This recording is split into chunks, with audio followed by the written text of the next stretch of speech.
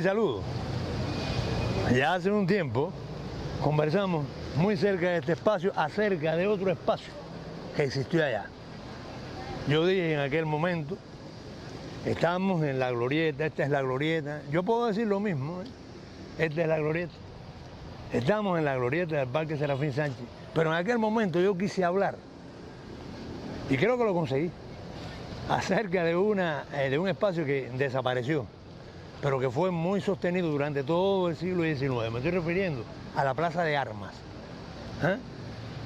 Pero yo no dije que de esta calle San Fernando hacia acá hubo a partir del siglo XVIII, principios del siglo XVIII, una importantísima instalación religiosa y que ya muchas personas conocen, aun cuando no la hayan visto, porque en otro momento formó parte del recuerdo de los mayores que decían, aquí estuvo el convento de San Francisco y la ermita de la Veracruz.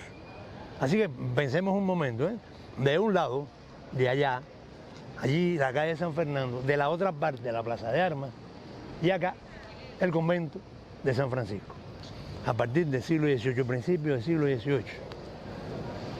Una obra de Silvestre Alonso, de su voluntad, entre tantas, que hubo a favor de la construcción del humanismo espiritual.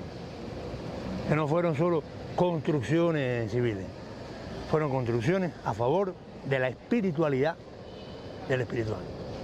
Y estuvo ahí, junto al convento de San Francisco, estuvo también la ermita de la Veracruz. Ella merece un tratamiento más diferenciado, más especializado. Y lo haremos en otro momento. Pero a hablar del convento de San Francisco, una instalación que para su tiempo era una instalación amplia, enorme, cuando en estas villas todo lo que se construía prácticamente era pequeño. Ya el convento refería desde la voluntad de su creación, de su construcción, una voluntad de mayor desplazamiento de la idea civil del espiritual. Y aquí, allá están sus ruinas, las ruinas, lo que queda de ese convento. Porque hubo durante mucho tiempo, durante un siglo, durante más de un siglo, una vida interesante en el convento de San Francisco, que comenzó, ya dije, a principios del siglo XVIII y que tuvo sus finales principios del siglo XX. Asunto interesante, 2 siglos. ¿Qué sucedió durante esos 2 siglos para la vida del convento de San Francisco? Que es decir, la vida del espirituano durante 2 siglos, que no es un siglo, que no son 10 años, ni 20, ni 30, son 200 años de la existencia de una instalación que para Santo Espíritu fue cardinal, fue importante. ¿Qué sucedió? ¿Por qué hablamos del convento de San Francisco? Yo le confieso que en tan breve tiempo es imposible agotar toda la existencia y toda la productividad humanista que tuvo el convento de San Francisco.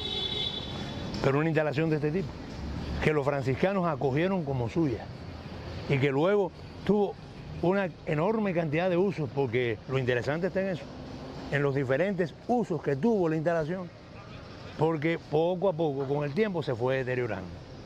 Aunque hay cosas que no pueden ser obviadas, y es que en un momento de la vida del convento, a mediados del siglo XIX, ya no los franciscanos, los jesuitas intervinieron aquí en esta área, en este lugar, y trajeron no solo la voluntad educativa, sino también una voluntad artística y científica.